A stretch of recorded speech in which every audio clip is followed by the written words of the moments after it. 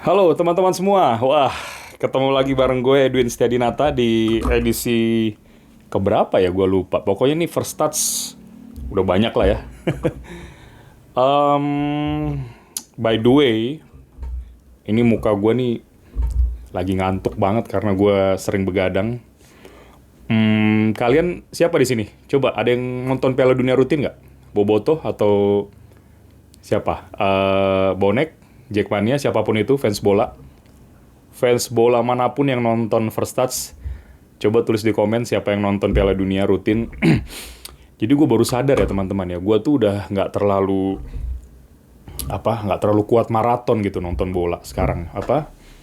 Dulu tuh gue kuat banget loh, zaman-zaman gue SMA, zaman gue kuliah gitu ya. Itu gue bener-bener bisa hampir semua pertandingan itu bisa gue tonton. Semuanya gue tonton tuh teman-teman.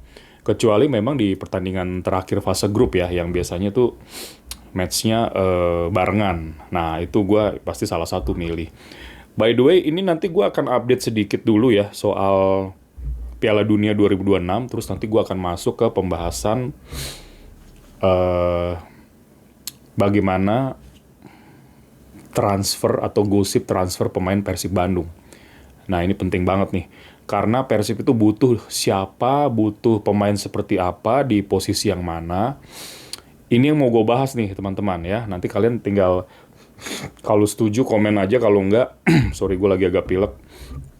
Kalau nggak setuju ya kasih masukan aja. Bang ini aja atau si ini aja gitu ya. Nah by the way ya teman-teman, mulai edisi Piala Dunia ini gua akan selalu pakai jersey ya. Jadi tadi gua nginep di rumah nyokap, jersey gua tuh nggak banyak di situ. Dan kebanyakan jersey buat latihan doang. Akhirnya gue pakai yang ada aja.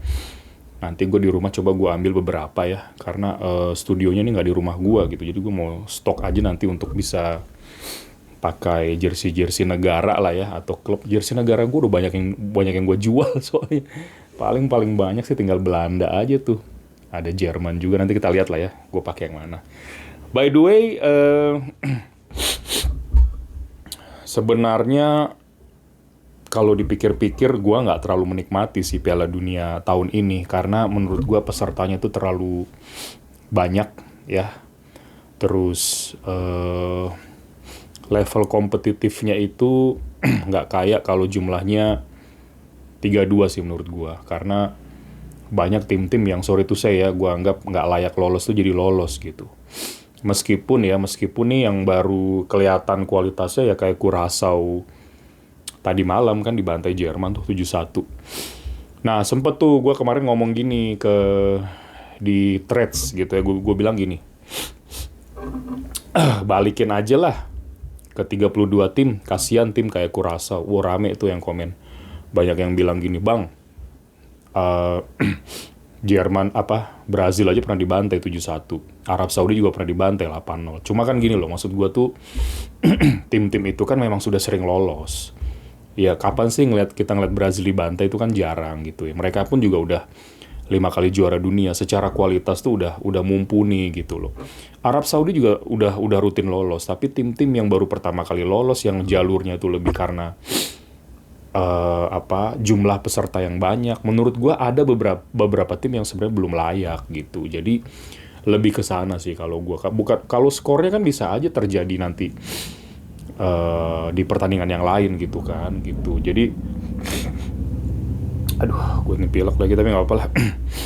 Ini ya teman-teman, gue baca nih ya dari grup A itu, Meksiko sama Korsel tuh sama-sama menang ya. Lawannya masing-masing tuh Afrika Selatan sama Ceko. Terus di grup B ini gue nonton sih matchnya, lumayan seru ya. Kanada ditahan imbang Bosnia 1-1, kemudian Qatar Swiss juga imbang 1-1. Di grup C ada kejutan, Brazil ditahan Maroko 1-1. Cuma Maroko main lebih bagus loh. Mainnya tuh lebih dominan gitu. Jadi Brazil ini lumayan hoki juga ya. Diserang mulu tapi nggak bisa ngegolin. Maroko cuma ngegolin 1. Terus tiba-tiba mereka bisa bales lewat Vinicius ya. Terus Haiti kalah lawan Scotland. Sorry ya sambil gue agak pilek. Habis itu ada Amerika menang telak 4-1 lawan Paraguay, sama Australia kejutan ya, bisa menang lawan Turki 2-0. Ya, ini juga salah satu kejutan, tapi bukan kejutan yang gimana-gimana karena Australia juga tim kuat sebenarnya ya. Nah, Jerman lawan Curaçao 7-1, gue nonton matchnya karena gue nungguin Belanda Jepang. Terus Pantai Gading lawan Ekuador menang 1-0 ya. Habis itu apa? Di grup F, aduh, gak enak banget. Kebanyakan begadang ini. Belanda lawan Jepang 1-1 ya. Terus di tim yang lain, di grup F juga, Swedia menang telak 5-1 lawan Tunisia. Jadi nanti next itu Belanda lawan Swedia, Jepang lawan Tunisia. Nah, ini seru nih. Gua kemarin kalau kalian follow IG gue udah bilang prediksi gue Belanda Jepang itu sebenarnya 50-50 ya, lebih ke imbang. Dan ternyata benar. Jadi banyak pengamat sotoy lah yang jagoin Belanda dan lain-lain.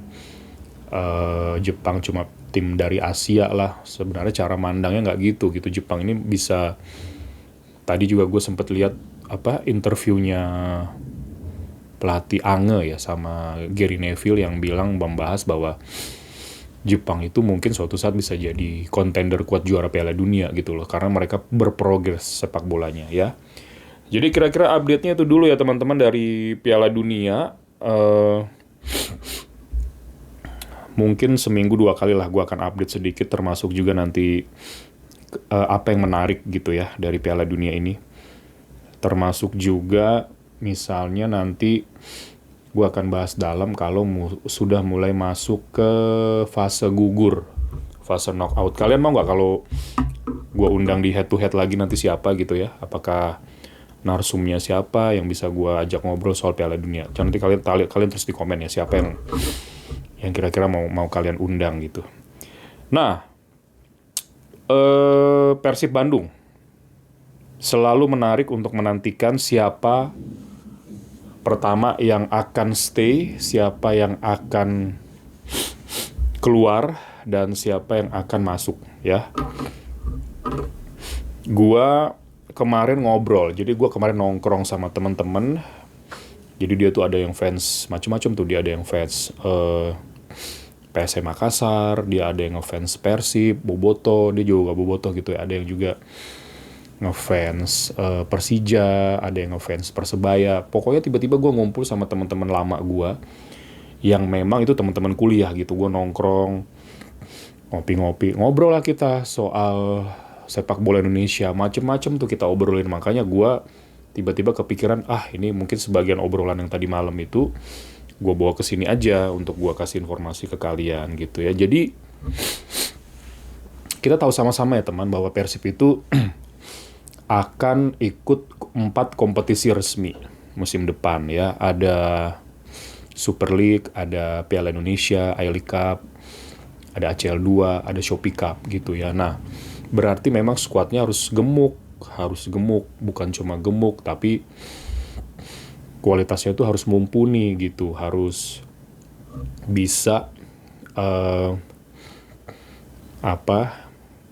jadi kalau dibagi gitu ya, bukan dibagi dalam artian ini yang kesini, ini yang kesini, enggak juga. Pasti ada juga tuh beberapa pemain yang bisa main di 4 kompetisi itu bisa juga. Tinggal ngatur jarak istirahatnya. Nah itu nanti yang agak pusing tuh tim kepelatihan fisik, tim level fitnessnya itu sama ya manajemen kepelatihan lah gitu ya. Karena juga bisa aja ada satu pemain nggak dalam 1 atau dalam 2 minggu itu nggak mungkin ikut semua, nggak, nanti yang satu pemainnya diprioritaskan di Super League sama misalnya di ACL tuh, ada yang diprioritaskan di Shopee Cup. Nanti lihat tuh benturan jadwalnya gimana gitu-gitu ya. Nah ini PR sih, memang nggak gampang, cuma alangkah lebih baik jumlah pemain itu memang harus gemuk teman-teman, dan nggak cuma gemuk, harus berkualitas ya. Nah kita mulai dari yang namanya siapa yang dipertahankan. Ya, ini gue akan versi gue gitu ya, baik itu pemain asing maupun pemain lokalnya.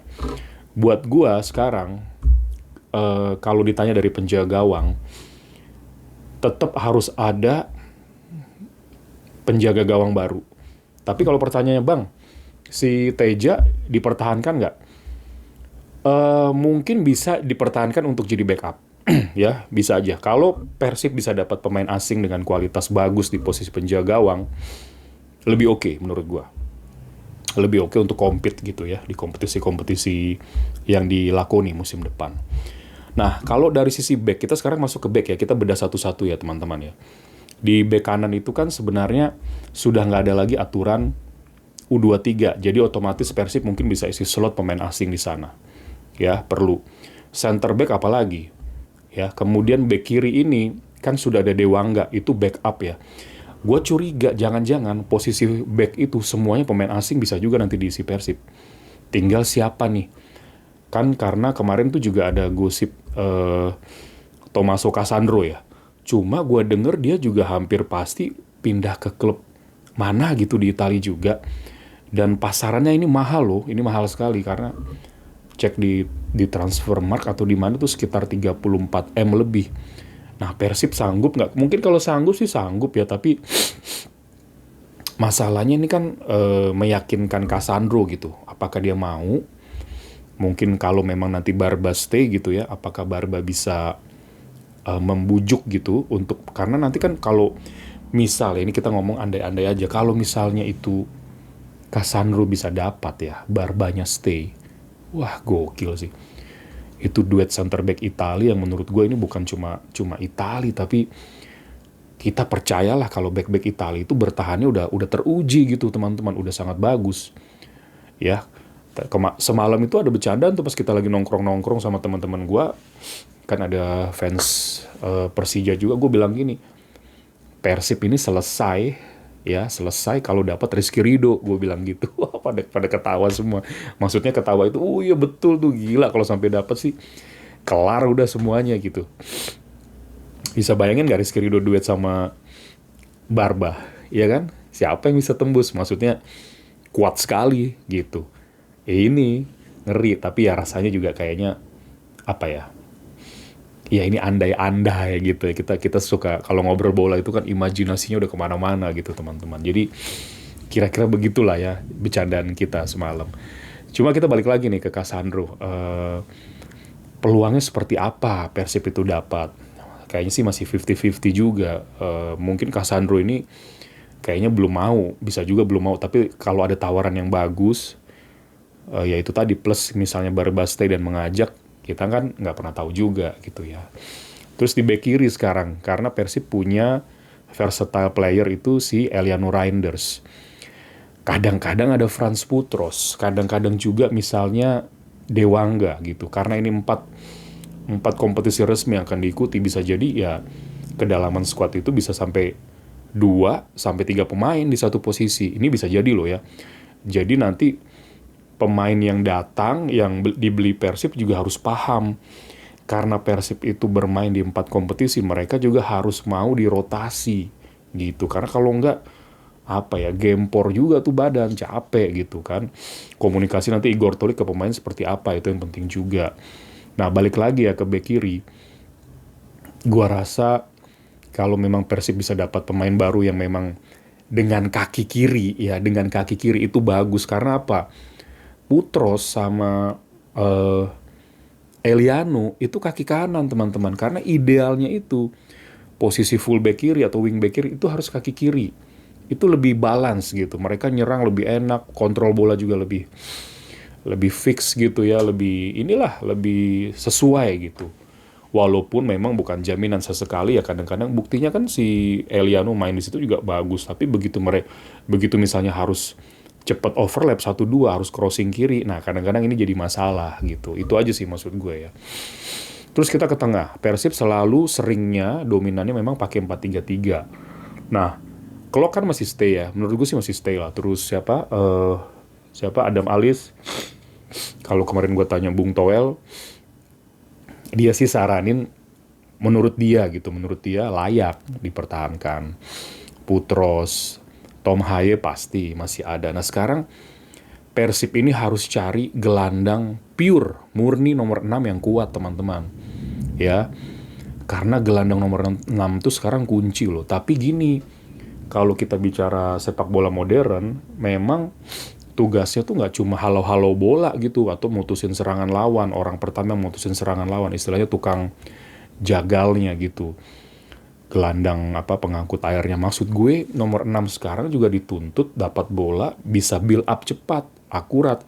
Visinya harus bagus. Nah, siapa nih gitu loh. Karena Persib itu jujur ya, kalau di musim lalu kalian perhatikan ini Bobotoh nih, kalau pasti yang nonton Bobotoh pasti tahu. Eh Sering main tanpa gelandang nomor 6 murni, ya kan? Mark Klok oke, cuma secara prime usianya tuh udah mulai lewat. Kecepatan ya, fisik. Mungkin dia bisa jadi tetap bisa ada di Persib squad musim depan tapi untuk backup gitu. Kadang-kadang malah Lucho yang diturunin di situ. Menurut gua agak nanggung juga karena Lucho ini bukan tipikal nomor 6 murni. Tapi selalu berhasil gitu, yang gue heran. Itulah hebatnya Boyan Hodak gitu ya. Misalnya yang sering turun tuh Lucho. Dulu kan ada Lucho, Klok, Tom Haye. Atau Tom Haye, Lucho, Adam Alis. Atau Tom Haye, Adam Alis, Putros. Rotasi itu sering dilaluin. Tapi seringnya berhasil. Ini yang gue salut sebenarnya sama Boyan Hodak. Jadi nanti seperti apa? Karena gosipnya itu ada Enrico Papa, gue lihat. Pemain dari Albania ya, usianya udah nggak muda nih, 33 tahun. Eh, yang ngincer lumayan banyak loh, ada dari klub Malaysia juga, ada dari tadi gue baca di klub mana ya. Nah, apakah memang Persib fix akan mengincar pemain ini atau nanti akan ada kejutan? Kita nggak pernah tahu karena kemarin juga gue coba tanya-tanya temen gue di Bandung gitu ya, yang kadang-kadang tuh ngikutin berita dari lingkungan A1, dia bilang masih gelap Win, tapi katanya sih akan ada kejutan. Nah ini yang kadang-kadang nggak kebaca. Kejutan-kejutan itu kan kalau musim lalu kalian tahu kan kejutannya tiba-tiba Eliano sama kloter terakhir ya itu ada Tom Haye. Kejutan yang menyenangkan gitu teman-teman. Nah ini gimana nih, gue masih pantau. Cuma ya kita bicara yang ada dulu ya, namanya gosip transfer itu selalu menarik kita bicarakan teman-teman. Gosip transfer itu belum tentu benar, belum tentu salah juga. Layak kita omongin karena ini menarik gitu loh. Kecuali gosip ngomongin orang ya itu jangan. Kalau gosip sepak bola kan rasanya masih pantas lah untuk kita bicarakan karena ini nyambung sama kekuatan Persib musim depan. Nah ini dia, ini yang harus kita coba bedah gitu ya. Terus menurut gue profil Enrico Papa cukup oke sih, cukup oke. Cuma gini, harus ada lagi. Rasanya Persib butuh 1-2 pemain asing yang kuat di tengah untuk bisa membackup Tom Haye, Adam Alis, ya. Putros sesekali bisa juga jadi gelandang bertahan. Tapi lihat, ini mau main di mana? Kalau mau main di ACL 2 teman-teman, harus gelandang yang kuat tuh, yang bisa itu tadi backup pergerakan Tom Haye. Karena kalau Tom Haye sedikit telat turun, dia bisa yang nambal gitu. Oke ya, nanti kita tunggu Enrico Papa ini pasti atau enggak.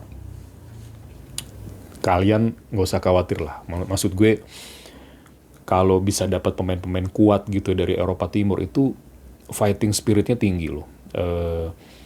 Nggak pernah takut duel di tengah ya. Gue sering ngobrol tuh sama dulu gue pernah lumayan deket lah sama agennya Egy ya, si Dusan Bogdanovic itu. Dia ngasih tau gue karakter Eropa Timur itu fightnya gila gitu, nggak pernah takut ya. Atau gue pernah juga ngobrol sama Javi Roca, dia bilang kalau di Amerika Latin itu katanya pemain yang dia suka yang nggak pernah takut di lapangan itu dari Uruguay katanya. Nah itu tuh gue nggak tahu juga nanti manajemen Persib gimana ya, karena kalau misalnya dapat dari Amerika Latin dan cocok kan why not ya. Ini masih menarik sebenarnya. Terus ada isu juga Jesse Rodriguez dari Spanyol. Jadi memang ini masa prime-nya sudah lewat, tapi menurut gue sih mungkin kalau main di Asia masih oke lah ya. Jesse terakhir main di Las Palmas ya kalau nggak salah. Coba kalian cek. Kalau emang bisa sih oke juga. Terus ada Mike van der Horn. Ini mungkin bisa jadi apa? Ini kan isu ya. Bener apa enggak juga gue nggak tahu, tapi Dia masih main di FC Utrecht. Kalau untuk di level Asia gue rasa masih oke. Ini posturnya gede banget ini. Ya. Dan lumayan oke lah kalau beberapa histori pemain Belanda di Persib kayaknya cukup sukses ya, cukup oke ya. Ya kan? Terus kita ke depan ya teman-teman. Sorry to say ya, gue harus ngomong ini kayak si Andrew Yung, kemudian Sergio Castel, terus Uliam Barros, Ramon Tanque. Kayaknya ya, coba deh kalian yang nonton ini Boboto, menurut kalian layak dipertahankan gak sih? Tapi kalau kalian nanya, Bang, dipertahankan kan? Kalau gua jujur, tanpa mengurangi rasa hormat ya, Persib butuh pemain yang lebih lagi sih, secara kualitas. Butuh pemain yang lebih, lebih klinis, lebih punya naluri gol tinggi, yang setengah peluang aja bisa jadi gol gitu teman-teman. Ya, Persib butuh ini menurut gua. Jadi ya maaf kalau memang bisa dapat 2 pemain dengan kualitas yang bagus, misal Ayman Hussein atau juga bisa Ole Romeni misalnya, itu oke menurut gua. Ya karena Berginho masih cukup layak dipertahankan. Ya Berginho masih cukup layak dipertahankan, Beckham juga menurut gua ya tetaplah ini putra daerah, layak dipertahankan. Ya artinya tinggal cari nomor 9 yang kuat, yang murni, yang tajam gitu. Yang ideal kalau kalian tanya siapa Bang, ya itu tadi Ayman Hussein atau Ole Romeni. Karena Ole Romeni ini dapat paket cukup komplit kalau Persib bisa dapat ya, karena dia nggak cuma bisa main sebagai nomor 9, dia tuh tipikalnya fluid gitu, dia bisa melebar, dia bisa turun. Jadi ada sebuah sistem permainan yang mungkin akan bisa lebih cair, lebih berbeda nanti.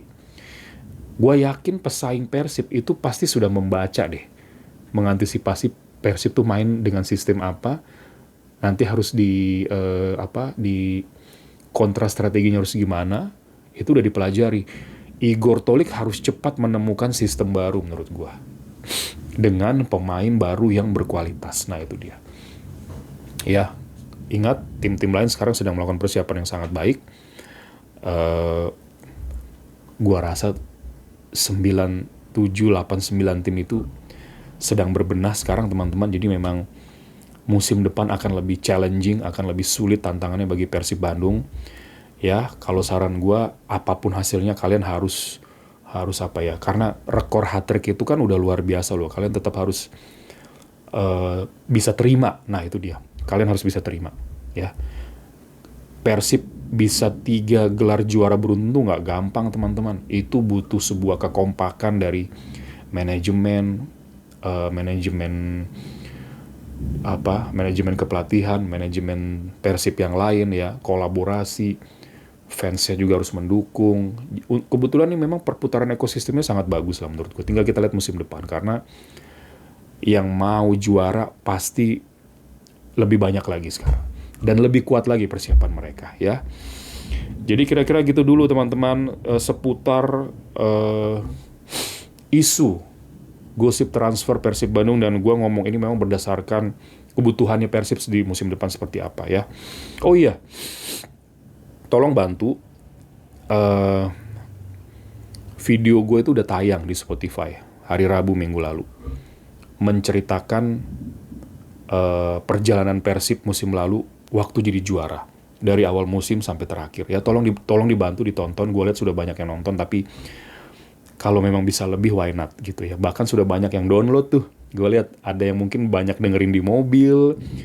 Wah bang, gue seneng banget. Ada yang komen, gue seneng bang dengerinnya, bener-bener katanya kayak dengerin radio tapi dongeng Persib gitu ya. Coba deh kalian denger ya. Ya, minta tolong supaya diramein juga di sana. Karena nanti mungkin besok atau Rabu gue akan posting lagi. Jadi gue bedain ya teman-teman karakternya, karena gue perkuat dengan storytelling kalau di Spotify. Itu khusus buat kalian yang memang seneng dengerin audio aja. Tapi kalau kalian mau nonton juga bisa. Cuma hebatnya Spotify itu kan enaknya dia kalian sambil kerja, kalian sambil nyetir, tetap bisa denger gitu loh. Lewat suara aja. Nah itu yang gue perkuat. Jadi karakternya gue bedain sedikit kalau di Spotify supaya kalian bisa terhibur juga. Nanti gue akan bahas soal Persib juga dan Piala Dunia di situ ya, supaya kalian enak dengerinnya. Kalau di sini kalian nonton terhibur dengan nonton gue ngomong, tapi di situ kalian bisa imajinasi kalian lebih apa ya, tergambarkan gitu karena storytelling gue kuatin di situ ya. Itu dulu ya teman-teman. Jadi gue thank you banget. Nanti hari apa lagi ya, kalau nggak Kamis mungkin Jumat gue akan posting lagi. Kita lihat kalau ada perkembangan terbaru dari Persib gue akan bahas, termasuk lagi-lagi soal Piala Dunia ya. Nanti Piala Dunia akan semakin menarik kalau sudah mulai masuk ke babak 32 besar, karena ada 12 juara grup ya, betul, sama 12 runner up plus 8 peringkat ketiga terbaik ya. Ya meskipun kadar kompetitif, kadar elitnya itu sedikit hilang, tapi ya sudahlah, nanti tetap gue bahas aja karena menarik lah untuk melihat siapa tim yang bisa jadi kejutan, siapa yang calon juara, dan lain-lain gitu ya. Sambil kita pantau juga nih persiapan tim-tim lain gitu ya, termasuk gue masih nunggu di bawah STY Persija beli siapa gitu. Karena sempet gue denger juga ada beberapa pemain asing di Persija tuh STY nggak mau ya. Gue sempet denger gitu, tapi ini bisa benar bisa enggak, kita tunggu saja. Kalau sampai benar kan agak repot gitu, harus cepet bergerak gitu manajemen Persija untuk beli pemain baru. Tim-tim lain nanti gue update ya teman-teman, dari pesaing-pesaing Persib yang lain nanti kalau nggak hari Kamis, hari Jumat lah ya. Kira-kira itu dulu. By the way, sekali lagi terima kasih sudah tembus 20.000 subscriber gue. Terima kasih buat kalian yang sudah subscribe. Jangan pernah lelah mendukung channel ini karena gue selalu memberikan informasi terupdate, terbaik, dan terobjektif mungkin. Oke teman-teman, sehat selalu buat kalian semua. Ingat ya, kalau mau begadang jangan lupa vitaminnya, jangan lupa tidurnya dibayar gitu. Entah itu tidur dulu atau setelah nonton tidur yang puas. Karena ternyata tidur itu penting sekali. Istirahat, yaitu tidur, itu sangat mempengaruhi kesehatan kalian. Ya, jangan lupa sekali lagi sebar channel ini, ajak teman-temannya nonton, subscribe, likes, dan komen yang positif. Sampai ketemu lagi teman-teman, sehat selalu buat kita semua. Bye.